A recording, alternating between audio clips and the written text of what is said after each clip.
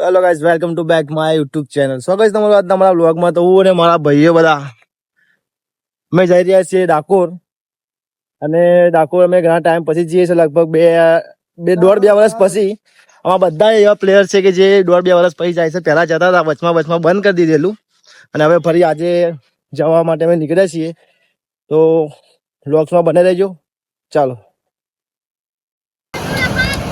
ના હોય જય રણછોડ.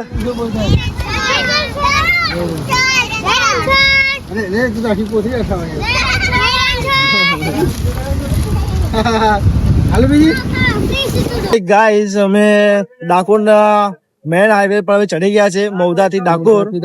અને અહીંયાથી હવે ડાકોર બાકી છે 25 કિલોમીટર જેવું.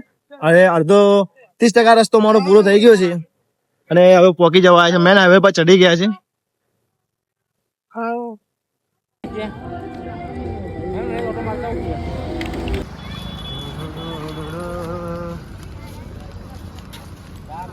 તો ગાઈસ, હવે થોડું ઘણું હેડ્યા હતા ને હવે ફરી થાકી ગયા છીએ હવે થોડા. એટલે અમે અહીંયા હવે આરામ કરવા બેઠા છે બધા ભાઈઓ બધા. ભાઈ નો વિડીયો કોલ ચાલુ છે, કિરણભાઈ નો વિડીયો ફોન ચાલુ છે, તે જોવે છે. થાકી ગયા બધા થોડું હવે. સંજયભાઈ, તમારે કઈ કેવું? બસ થોડો થાક લાગ્યો હે. તમને શું લાગે, હેડા છે કે નહીં હેડા તમારે? કમ્પ્લીટ હેડા છે. પગી જાય તું. કિશન, તમારે કઈ કેવું?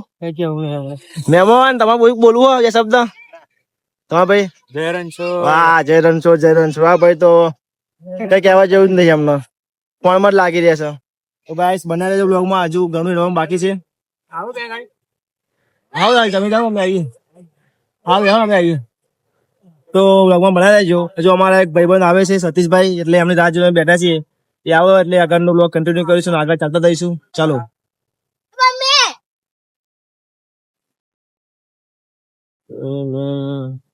તો ફાઇનલી સતીશભાઈ આવી ગયા છે.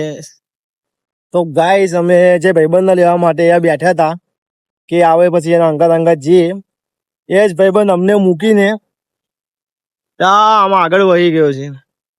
આવું થાય, જોયું તમે? ચલો. જય રણછોડ. તો ફાઇનલી ગાઈસ, અમે અડધું ચાલી ચુક્યા છે ને અડધું હવે બાકી છે. હવે અડધું ચાલવાનું છે અને મારા પગે તો હવે થોડો ઘણો જવાબ આપી દીધો છે. અને જોઈએ હવે કેટલું ચલાય છે, પણ દર્શન કર્યા જેવા જવાનું થતું નહીં. સંજયભાઈ, તમારે શું કેવું? બસ ચલાવ એટલું ચાલવાનું ભાઈ, રોકાઈ જવાનું. ભાઈ ઘેર ના જવાનું? ઘેર નહીં જવાનું યાર, કાલે. સંદીપભાઈ, તમારે બોલું કઈ? જય રણછોડ. કિશન દાસ, તમારે બોલું કઈ? દર્શન કરીને જ જવાનું ને, પાછું ના જવાનું? તો ગાઈસ, જે અમારા અંગા બીજા ભાઈ હતા, અમારા ઘણા ભાઈબંધો હતા, અડધા આમાંથી ખોવાઈ ગયા છે. મતલબ આગળ નીકળી જાય, કોઈ પાછળ છે. હવે બધા મળશે ત્યારે ફરીનો એક રિટેક લઈશું. તો ચાલો, વ્લોગમાં બને રહેજો. તો ગાઈસ, હવે એ વાત એ માટે છે કે જે અમારા અંગત આવવાનું કહેલું, પ્લાન બનાવેલો, અને જે ભાઈબંધો અમારા અંગત આવ્યા નથી. તો સંજયભાઈ, જે આપણા અંગત આવ્યા નહીં, અમને તમે શું કહેવા માંગશો? યાર, તો ના હોય તો આપણે એવું કરીએ. તો પણ બે શબ્દ તો કહો અમને. બે શબ્દ તો શું કહું? સંદીપભાઈ, તમારે કયું કેવું એમના માટે? થોડુંક તો બોલો યાર. બહુ શરમાવો તમે યાર. આ ભાઈ અમારા સંદીપભાઈ છે, બહુ શરમાયો, એટલે ખતરનાક શરમાય યાર. એમના નાના ભાઈ છે. ભાઈ, તમારે કયું કેવું હોય જે આપણા અંગત આવ્યા નહીં એમનો? ખુશી રાખે.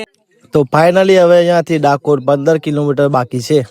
તો ગાઈસ, અત્યારે લગભગ 7:30 વાગ્યા હતા અને હું અને મારા ભાઈબંધો પહોંચી ગયા હતા શ્રી શેર માતા રુદ્રન, જ્યાં એમનો વિસામો રાખેલું છે અને અહીંયા જમવા માટેની પણ વ્યવસ્થા છે. અને 7:30 વાગ્યા હતા અને આપણને હવે ભૂખ લાગી હતી, એટલે હું અને મારા ભાઈબંધો બધા આવી ગયા જમવા માટે. તો સરસ મજાનો વિસામો હતો ને બધા અહીંયા જમવાનું લઈ લીધું અને જમી પણ લીધું. તો ફાઇનલી બધા ભાઈબંધો અમે પહોંચી ગયા ગાય વાળે ને અહીંયા એક નાનો એવો વિસામો હતો, ત્યાં આગળ બધા બેઠા થોડું આરામ કરવા માટે, કેમ કે હવે મંદિર અહીંયાથી થોડુંક જ બાકી છે, 2 કિલોમીટર જેવું.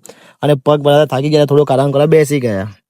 તો ફાઇનલી ગાઈસ, અત્યારે લગભગ 3:30 આસપાસ એવા કંઈક વાગ્યા છે અને અમે બધા ડાકોરની ગલીઓમાં પ્રવેશ કરી લીધો છે. અને આ બધા તમે જોઈ શકો છો, અમારા જેવા કેટલા બી ભાઈ ભક્તો છે જે ડાકોરના રણછોડરાયના મંદિરના દર્શન કરવા માટે આવ્યા છે. અને હોળીની પૂનમે તમે આવ્યા હોય અને જો તમે આ ભીડમાં ના બેસો તો આયા એવું લાગે જ નહીં તમને, કેમ કે એટલી બધી ભીડ હોય છે. સ્ટેપ ટુ સ્ટેપ બધા ગેટ જે હોય છે ખુલતા હોય છે. અમે અત્યારે લગભગ 27 નંબરના જે ગેટ છે ત્યાં અમે બેઠા છીએ અને અમારા જેવા ઘણા બધા ભાઈ ભક્તો જે હતા જે અહીંયા જ બેસી શાંતિથી બધા બેઠા છે, કેમ કે ગેટ ખુલે તો આગળ જવા મળે અને પછી આપણે શ્રી રણછોડરાયના દર્શન થાય.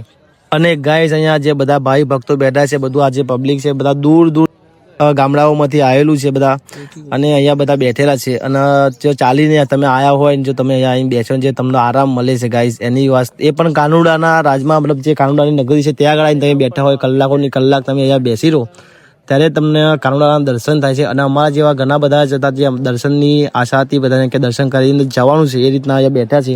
અને બધા જે સ્ટેપ બાય સ્ટેપ ખુલશે એમ આગળ જશે. અને ફાઇનલી ગાઈસ અમને શ્રી કૃષ્ણ ભગવાનના દર્શન થઈ ગયા છે. મંદિરમાં ભીડ ઘણી હતી એટલે વિડીયો બનાવવાનો ફોન હું કાઢી શક્યો નથી, પણ હવે ઠીક છે, તમે બધા આવજો અને દર્શન કરજો. અને દર્શન થઈ ગયા પછી અમે મારા ભાઈબંધો નીકળી ગયા છે ઘરે જવા માટે. જો તમને અમારો વ્લોગ ગમ્યો હોય તો લાઈક, કમેન્ટ અને ચેનલ સબસ્ક્રાઈબ કરતા જજો. મળીએ હવે નેક્સ્ટ વ્લોગમાં. ત્યાં સુધી બધાને જય શ્રી કૃષ્ણ.